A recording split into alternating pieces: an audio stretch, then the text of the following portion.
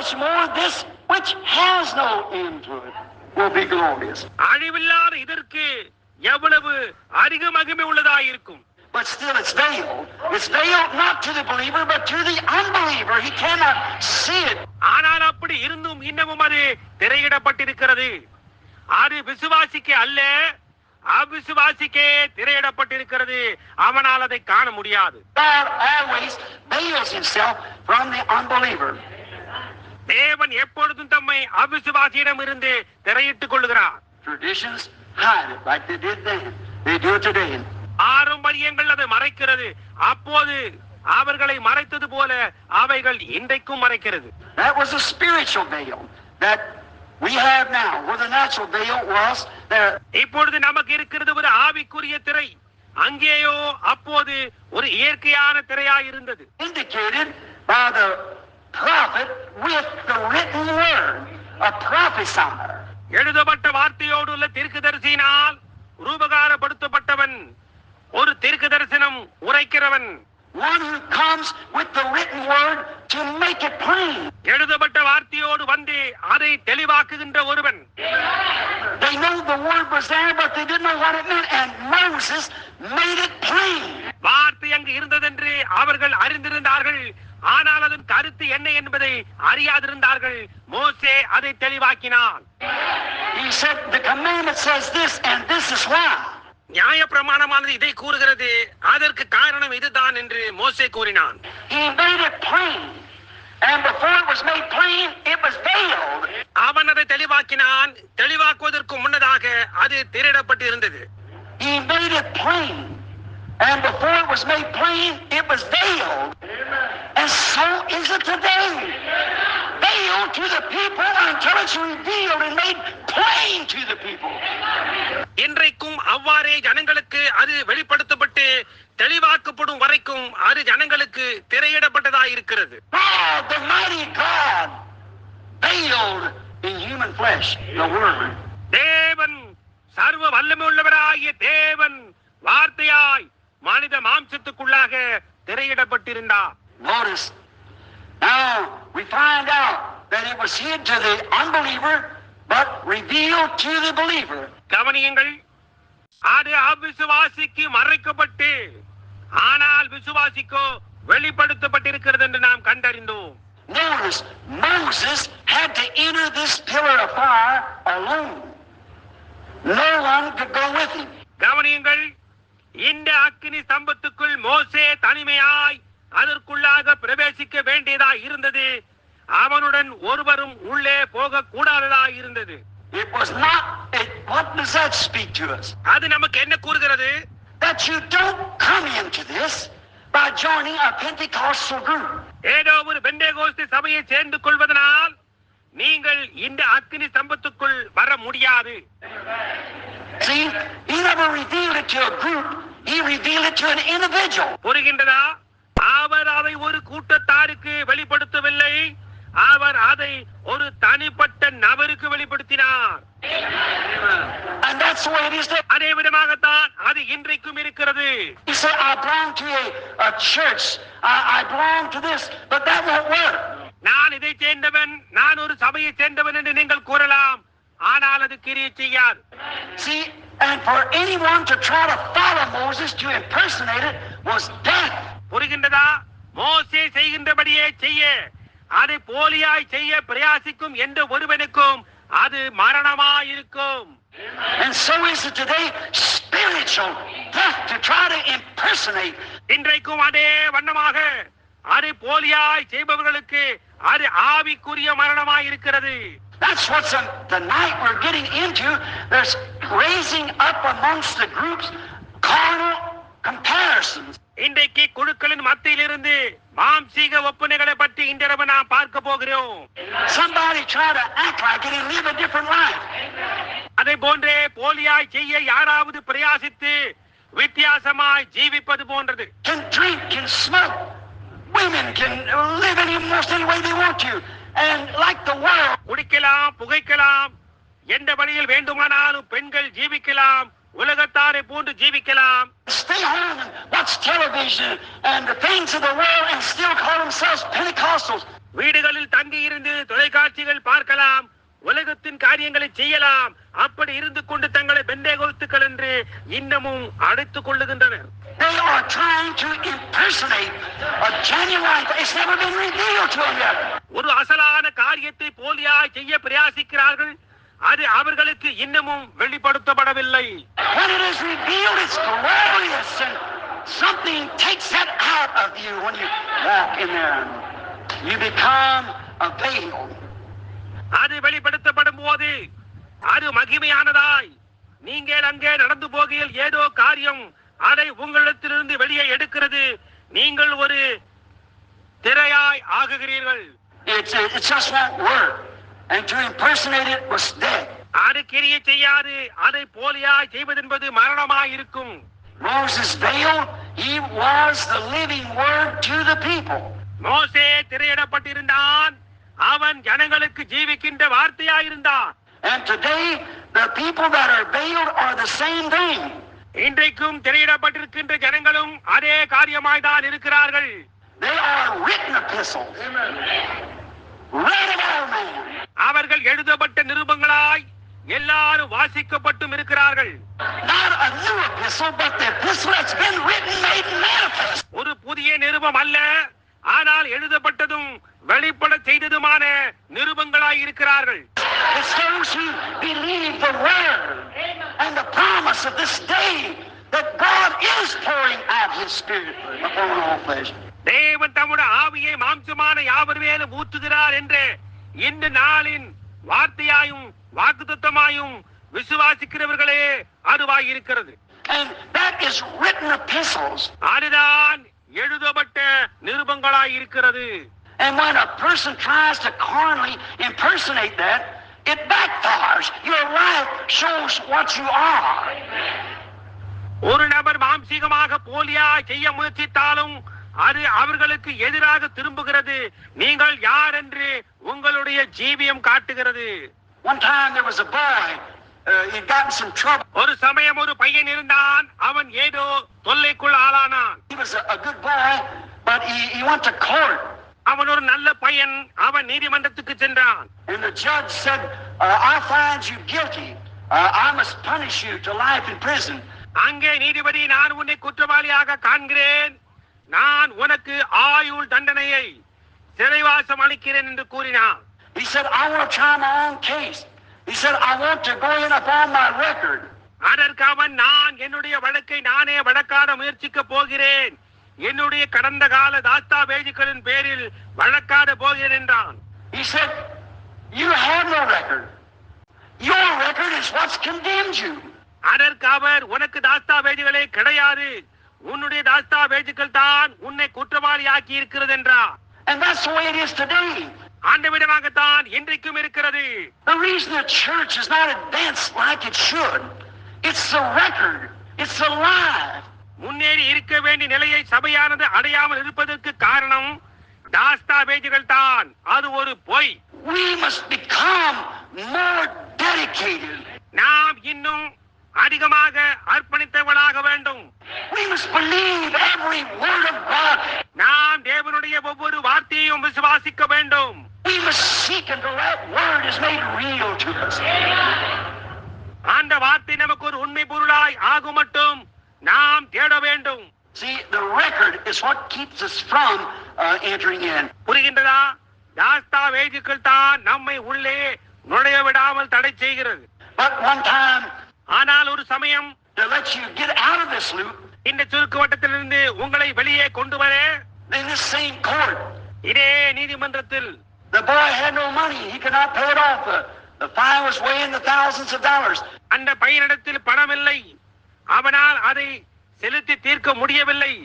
அபராதமோ ஆயிரக்கணக்கான டாலர்களாய் இருந்தது. But he had a big brother that came and paid it off for him. ஆனால் அவனுக்கு ஒரு பெரிய சகோதரன் இருந்தான். அவன் வந்து அந்த அபராதத்தை அவனுக்காக செலுத்தினான். Now we've got a big brother, Jesus, the Son of God. இப்பொழுது நமக்கு ஒரு பெரிய சகோதரன் இருக்கிறார். இயேசு தேவனுடைய குமாரன் இருக்கிறார்.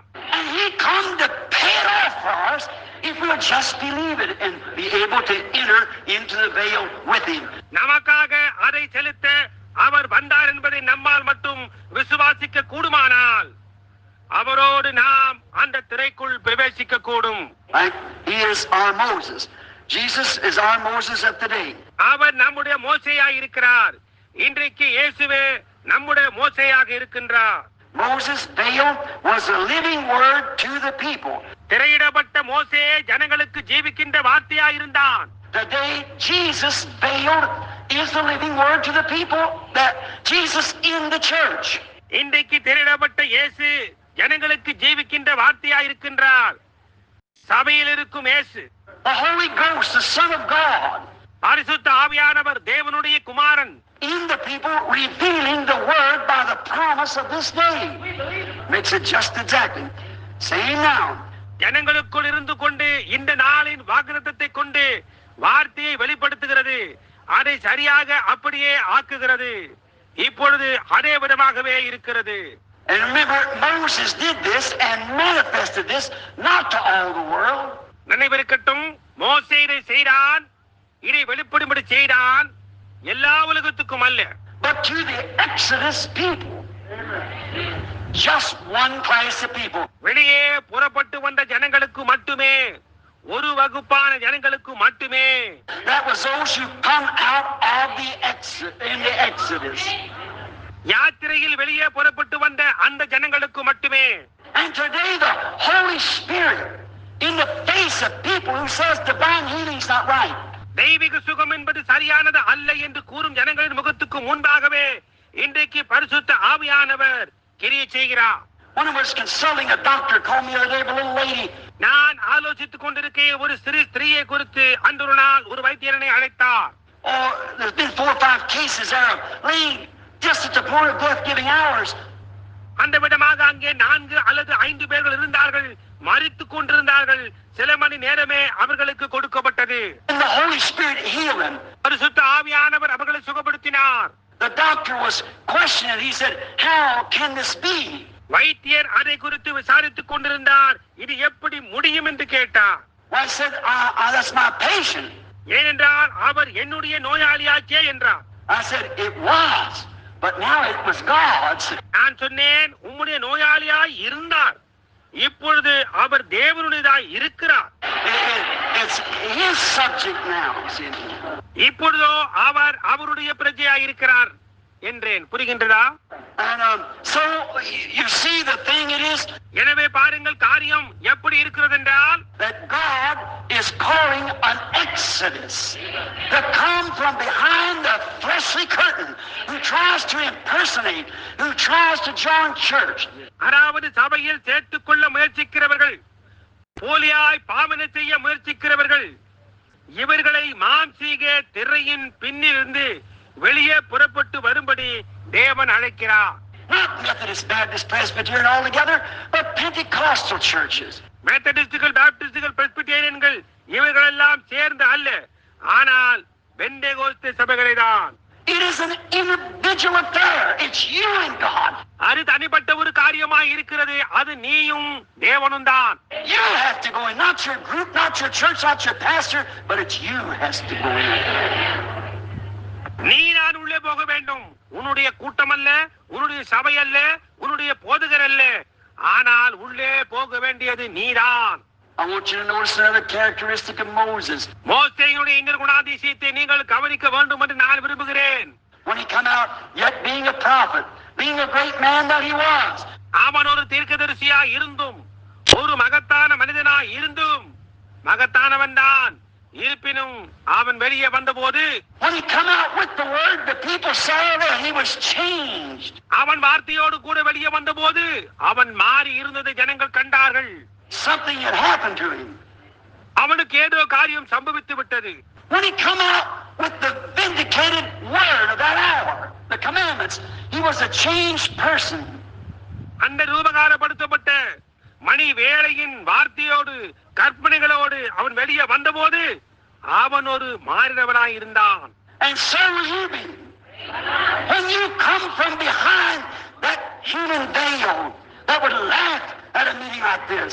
இந்த விதமான கூட்டங்களை பார்த்து கேலி செய்கின்ற மனித திரையை விட்டு நீங்கள் வெளியே வரும்போது, that man who was stumbled at divine healing and say the days of miracles is past. தெய்வீக சுகத்தின் நாட்கள் கடந்து போய்விட்டது என்று கூறி தெய்வீக சுகத்தில் தடுமாறும் அந்த மனித திரையை விட்டு நீங்கள் வெளியே வரும்போது நீங்களும் அதே விதமாய் ஒரு மாறினவனாக இருப்பீர்கள். You drop from behind that human veil there, the traditional veil. அந்த மாம்சீக திரையை, அந்த பாரம்பரிய திரையை நீங்கள் களைந்து அதன் பின்னே இருந்து வெளியே வரும்போது and everybody will know something happened to you. உனக்கு ஏதோ காரியம் சம்பவித்திருக்கிறது என்று எல்லோரும் அறிந்து கொள்வார்கள். Like our honorable brother Jim Brown, imagine most Presbyterians knows that something happened to him. நம்முடைய கனத்துக்குரிய சகோதரன் ஜிம் பிரவுனை போன்று ஏறக்குரிய எல்லா பிரெஸ்பிட்டேரியன்களும் என்று யூகிக்கிறேன் ஏதோ காரியம் அவர்களுக்கு சம்பவித்து விட்டது என்று அறிவார்கள். Because he come from behind a traditional veil. ஏனென்றால் அவன் ஒரு பாரம்பரிய திரையின் பின்னே இருந்து வெளியே வந்தான். He saw something in the people that attracted him, and he came out from behind the veil. அவனை கவர்ச்சித்த ஏதோ காரியத்தை அவன் ஜனங்களிடத்தில் கண்டு அந்த திரையின் பின்னே இருந்து வெளியே வந்தான். When you come out from behind the veil, திரையின் பின்னே இருந்து நீங்கள் வெளியே வரும்போது you'll be in full view of the people then that they can see that something has happened to you. உங்களுக்கு ஏதோ காரியம் சம்பவித்திருக்கிறது என்று ஜனங்கள் காணும்படியாக அப்பொழுது நீங்கள் ஜனங்களின் முழு பார்வையில் இருப்பீர்கள். The veil word to the unbeliever, but in full view of the believer. அவிசுவாசிக்கு திரையிடப்பட்ட வார்த்தையாயும் ஆனால் விசுவாசிக்கோ முழு பார்வையில் இருக்கிறது. Jesus Christ the same yesterday, today and forever. இயேசு கிறிஸ்து நேற்றும் இன்றும் என்றும் மாறாதவராய் இருக்கிறார். Then it was God. அப்படியானால் அது தேவன். In them days it was God in a man, his son Jesus Christ. அந்த நாட்களில் அது ஒரு மனிதனான அவருடைய குமாரனான இயேசு கிறிஸ்துவுக்குள் இருந்த தேவனாய் இருந்தார். We believe that, not just a prophet, not just an ordinary man, ordinary human, it was God in Christ. நாம் அதை விசுவாசிக்கிறோம். வெறுமனே ஒரு தீர்க்கதரிசி என்றல்ல, ஒரு சாதாரண மனிதன் என்றல்ல, ஒரு சாதாரண மானிடன் என்றல்ல, அது கிறிஸ்துவுக்குள் இருந்த தேவனாய் இருந்தது என்று நாம் விசுவாசிக்கிறோம். God in a man, the fullness of the Godhead bodily in a man. ஒரு மனிதனுக்குள் இருந்த தேவன் தெய்வத்துவத்தின் பரிபூரணம் எல்லாம் சரீர பிரகாரமாக அவருக்குள் வாசமாய் இருந்தது. God in a man, now it's God in man. ஒரு மனிதனுக்குள் இருந்த தேவன் இப்பொழுது மனிதர்களுக்குள் இருக்கும் தேவனாய் இருக்கிறார். புரிகின்றதா? The fullness of God in the Godhead bodily in his entire church. தெய்வத்துவத்தின் பரிபூரணம் எல்லாம் சரீர பிரகாரமாக அவருடைய முழு சபைக்குள் இருந்து கொண்டு manifesting himself, fulfilling his word. தம்மை நாமே வெளிப்படுத்தி காட்டிக்கொண்டு அவருடைய வார்த்தையை நிறைவேற்றுகிறார். Now we find God all ages has had skin on him. எல்லா காலங்களிலும் தேவன் தம்மேல் ஒரு தோலை வைத்திருந்தார் என்று நாம் கண்டறிந்தோம். புரிகின்றதா? God has been hid behind the veil. தேவன் ஒரு திரைக்கு பின்னாக மறைக்கப்பட்டிருந்தார். It just reminds me of a little story that happened down in the south. தென்பாகத்தில் சம்பவித்த ஒரு சிறு கதை அது எனக்கு நினைவுக்கு வருகிறது. And so there's a Christian home.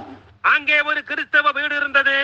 And then in this Christian home they believed God. அந்த கிறிஸ்தவ வீட்டிலே அவர்கள் தேவனை விசுவாசித்தார்கள். They thought that God protected them from all troubles, in which he does. எல்லா தொல்லைகளிலிருந்தும் தேவன் அவர்களை பாதுகாக்கிறார் என்று அவர்கள் விசுவாசித்தார்கள். அவர் அதை செய்கிறார். And they had a little junior, a little boy about 7 or 8 years old. அவர்களுக்கு ஒரு மகன் இருந்தார். ஒரு சிறுவன் சுமார் 7 அல்லது 8 வயது நிரம்பியவன். And he went to Sunday school and was a very fine little lad. அவன் ஓய்வு நாள் பாடசாலைக்கு செல்வான். அவன் ஒரு அருமையான சிறு பையன். He was scared in a storm, especially when lightning was flashing. ஆனால் அவன் புயலுக்கு பயப்படுவான். விசேஷமாக மின்னல் மின்னும் போது பயப்படுவான். And I told this to a man the other day when this piece had come out about this man being healed. அன்றொரு நாள் இதை நான் ஒரு மனிதனிடம் கூறின போது இந்த மனிதன் சுகமடைந்தான் என்பதை குறித்து ஒரு துணிக்கை வெளிவந்தது. This same minister said, "They make a god out of you, Brother Branham." அப்பொழுது இதே போதகன் சகோதரன் பிரண்ணாம் அவர்கள் உன்னை கொண்டு ஒரு தேவனை உண்டாக்குகிறார் என்று கூறினான். Well, he was a critic, so I thought I'd just kind of break it off just a little bit, not to hurt, but just kind of... சரி, அவன் ஒரு குறை கூறுபவன். எனவே நான் நினைத்தேன் அவனை புண்படுத்தாமல் எப்படியாவது இதை அவனுக்கு விவரிக்க வேண்டும் என்று எண்ணி. I said, is that too far from the scripture to be that? See? அந்த விதமாக கூறுவது வேத பிரகாரமாக இருக்கிறது என்று கூற முடியாதபடியாய் இருக்கிறதா? பார்த்தீர்களா? I said, no, it isn't. I said, because Jesus called prophets gods. That's right. God. இல்லை, அப்படி கூற முடியாது. ஏனென்றால் தீர்க்கதரிசிகளை தேவன் என்று இயேசு அழைத்திருக்கிறாரே. புரிகின்றதா? அது சரியே, தேவன். And they say, well, you people try to take the place of God. நீங்கள் எல்லாரும் தேவனுடைய ஸ்தானத்தை எடுத்துக்கொள்ள முயற்சிக்கிறீர்கள் என்று அவர்கள் கூறுகிறார்கள். That's not too far out. That's exactly what it is. It's exactly. அது ஒன்று மிகையானது அல்ல, சரியாக அப்படியே தான் இருக்கிறது, சரியாக அப்படியே. God manifested in flesh, just as He promised. அவர் வாக்களித்தது போலவே தேவன் மாம்சத்தில் வெளிப்பட்டார். This little family, we find.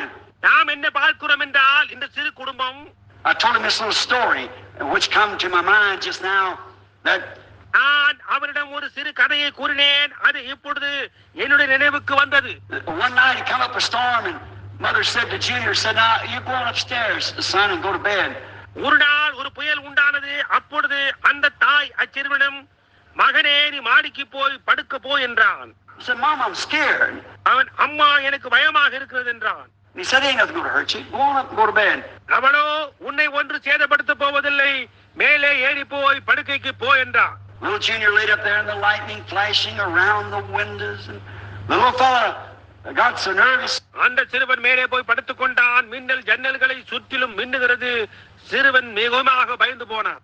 Sticking his head under the cover, and he could still hear the lightning, or see the lightning flash on the windows, and hear the thunder roar. அவன் தன்னுடைய தலையை போர்வைக்குள் மூடிக்கொண்டான். அப்படியும் அவனால் மின்னல் ஜன்னல்களின் மேல் மின்னுவதை காணவும் இடிமுழக்கங்களை கேட்கவும் முடிந்தது. So he said, Mama. அவன் அம்மா என்று கூப்பிட்டான். And she said, what do you want, Junior? Said, உனக்கு என்ன வேண்டும் சின்னவனே என்றாள் அவள். come up here and sleep with me. மேலே வந்து என்னோடு படுத்துக் கொள்ளுங்கள் என்றான். So she come up the steps like any good loyal mother would. She came up. எந்த ஒரு அன்பும் பாசமும் கொண்ட ஒரு தாயை போன்று அவள் படிகளில் ஏறி மேலாக வந்தாள். மேலே வந்து she took little Junior in her arms and she said, அந்த சின்னவனை அப்படியே தூக்கி கரங்களில் அணைத்து வைத்துக் கொண்டு, Junior, mother wishes to speak to you just a moment. சின்னவனே, அம்மா உன்னிடம் சிறிது நேரம் பேச விரும்புகிறேன் என்றாள். Said, all right, Mama. அதற்கு அவன் சரி அம்மா என்றான். Said, now you must bear this in mind. அவள் சொன்னால், நீ இதை எப்பொழுதும் உன் மனதில் வைத்துக் கொண்டிருக்க வேண்டும். We go to church constantly. We read the Bible. We pray. We are a Christian family. We believe in God. நாம் தொடர்ந்து சபைக்கு போகிறோம், நாம் வேதத்தை வாசிக்கிறோம், நாம் ஜெபிக்கிறோம், நாம் ஒரு கிறிஸ்தவ குடும்பம், நாம் தேவனில் விசுவாசமாய் இருக்கிறோம். And said we believe that in storms and whatever goes on, God is our protection. புயலடித்தாலும் மற்ற எதுவா இருந்தாலும் தேவன் நம்முடைய பாதுகாவலாய் இருக்கிறார் என்று நாம் விசுவாசிக்கிறோம் என்றான். He said, Mama, I believe every bit of that. அவன் சொன்னான், நான் அவை ஒவ்வொன்றையும் நம்புகிறேன் அம்மா. But said when that lightning so close, he said, I want a guy with skin on it. ஆனால் அந்த மின்னல் அவ்வளவு நெருக்கமாய் வரும்போது அதனோடு எனக்கு தோல் போர்த்தின ஒரு தேவன் தேவையாய் இருக்கிறது என்றான். I think not only Junior but all of us feel that way. எனவே இந்த சின்னவனுக்கு மட்டுமல்ல, நாம் எல்லோருமே அந்த வண்ணமாகவே உணர்கிறோம் என்று நான் நினைக்கிறேன். When we get together, when we pray one for the other, நாம் ஒன்று கூடி வரும்போது, நாம் ஒருவருக்காக ஒருவர் ஜெபிக்கும் போது, God with skin on it. தோல் போர்த்தின தேவன் அதன் மேல் இருக்க விரும்புகிறோம். And we find out here that God has always had skin on it. தேவன் எப்பொழுதுமே அவர் மேல் தோலை உடையவராய் இருந்தார் என்று நாம் கண்டறிந்தோம். When Moses seen him, he had skin on him, he looked like a man. மோசே அவரை கண்டபோது அவர் தம்மேல் தோலை உடையவராய் இருந்தார், அவர் ஒரு மனிதனை போன்றிருந்தார். When God was behind the curtains, he had skin on him. தேவன் தலைக்கு பின்னால் இருந்தபோது அவர் தம்மேல் தோலை உடையவராய் இருந்தார். And God tonight in his church is veiled in his church with skin on it. தேவன் இன்றிரவு அவருடைய சபையில் தம்மேல் தோலை உடையவராய் அவருடைய சபையில் திரையிடப்பட்டுக் கொண்டிருக்கிறார். He's still the same God tonight. அவர் இன்னமும் இன்றிரவும் அதே மாறாதவராய் இருக்கிறார். We find that. நாம் அதை கண்டோம். But now as ever, the skin veil is what catches the traditions. ஆனால் இப்பொழுதோ எப்பொழுதும் போல் தோலை உடையவராய் இருக்கிறார். அதைதான் பாரம்பரியங்கள் பற்றிக் கொள்ளுகிறது. They just can't believe it. That's God making the people act like that. ஜனங்களை அந்த விதமாய் நடத்தி கொள்ள வைக்கிறது தேவன் தான் என்று அவர்களால் விசுவாசிக்க முடியாமல் இருக்கிறார்கள். See, it's because God's veiled in His church. காரணம் என்னவென்றால் தேவன் தம்முடைய சபையில் தம்மை திரையிட்டுக் கொண்டிருக்கிறார். And skin on them. அதன் மேல் தோலை போத்து திரையிட்டுக் கொண்டிருக்கிறார். That's right. He's hid from the unbeliever and revealed to the believer. Yes, sir. அது சரியே. அவிசுவாசியிடத்திலிருந்து அவர் தம்மை மறைத்துக் கொண்டு விசுவாசிக்கு தம்மை வெளிப்படுத்துகிறார். ஆமையா. Now, when the tradition veil traditions of the elders and the word is broke through, அவர்களுடைய முன்னோர்களின் பாரம்பரிய திரையை வார்த்தை ஊடாக கிழித்துக் கொண்டு போகும்போது, of course today then comes in plain view we see him. இன்றைக்கும் நிச்சயமாக அப்பொழுது வெளிப்படையாய் காணக்கூடியதாய் ஆகி நாம் அவரை காண்கிறோம். Deity again veiled in human flesh. தேவன் மீண்டுமாய் மனித மாம்சத்தில் திரையிட்டுக் கொண்டார். Hebrews 1 said so, and also Genesis 18. எபிரேயர் 1 அவ்விதமாக கூறுகின்றது. ஆதியாகமம் 18 கூட. Remember, God was a man standing there eating and talking with Abraham and told what Sarah was doing in the tent behind it. உங்களுக்கு நினைவிருக்கின்றதா? தேவன் ஒரு மனிதனாக அங்கே நின்று கொண்டு புசித்துக் கொண்டும் ஆபிரகாமுடன் பேசிக் கொண்டும் தமக்கு பின்னால் இருக்கும் கூடாரத்தில் சாராள் என்ன செய்து கொண்டிருக்கிறார் என்றும் கூறிக்கொண்டிருந்தார். And Jesus said, as it was in the days of Sodom, so shall it be at the coming of the Son of Man. சோதோமின் நாட்களில் நடந்தது போல மனுஷகுமாரன் வரும் நாட்களில் நடக்கும் என்று இயேசு கூறினார். Deity veiled again in human flesh. தெய்வம் மீண்டுமாய் தன்னை மனித மாம்சத்தில் திரையிட்டுக் கொண்டார். Now remember, Jesus didn't say when the Son of God is being revealed. இப்பொழுது நினைவிருக்கட்டும், தேவகுமாரன் வெளிப்படுத்தப்படும் போது என்று இயேசு கூறவில்லை. In Luke the 17th chapter, I believe, and about the 21st verse, somewhere along there. லூக்கா 17ஆம் அதிகாரத்தில் 20ஆம் 21ஆம் வசனத்தில் அங்கே எங்கேயோ He said, and when the Son of Man is being revealed. மனுஷகுமாரன் வெளிப்படுத்தப்படும் போது என்று அவர் கூறியிருக்கிறார். The Son of Man back in the church again, revealed in human beings.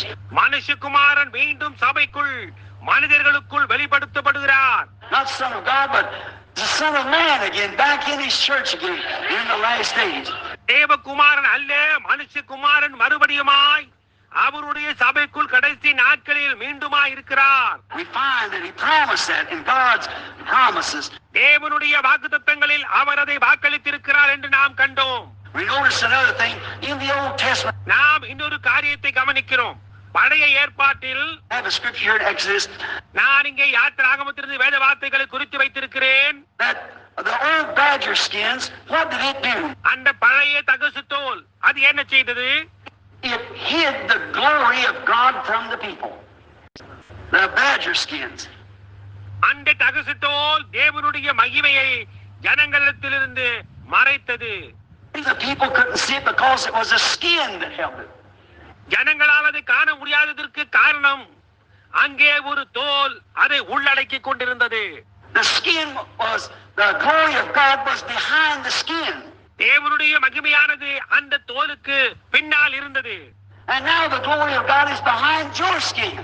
இப்பொழுதோ தேவனுடைய மகிமையானது உங்களுடைய தோலுக்கு பின்னாக இருக்கிறது. And the traditions don't see it. அது உண்மை, பாரம்பரியங்களால் அதை காண முடியாதது. It's inside the veil where His word was. அது திரைக்கு உள்பக்கமாக இருக்கிறது. அங்கேதான் அவருடைய வார்த்தை இருக்கிறது. What was on the inside of that skin back there, the old badger skins? அங்கே அந்த நாட்களில் அந்த தகசு தோலின் பின்னாக என்ன இருந்தது? Which there was no beauty we should desire. அங்கே நாம் விரும்பத்தக்கதான ஏதும் அழகங்கே இல்லை. And when it was made flesh and dwelt among us, it was still no beauty we should desire. அது மாம்சமாகி நமது மத்தியிலே வாசமாய் இருந்த போதும் அங்கே நாம் விரும்பத்தக்கதாக அழகேதும் இல்லை. And now the same thing is today. இப்போதும் அதே காரியம்தான் இன்றைக்கும் இருக்கிறது. There's nothing in a man or woman that can be desired.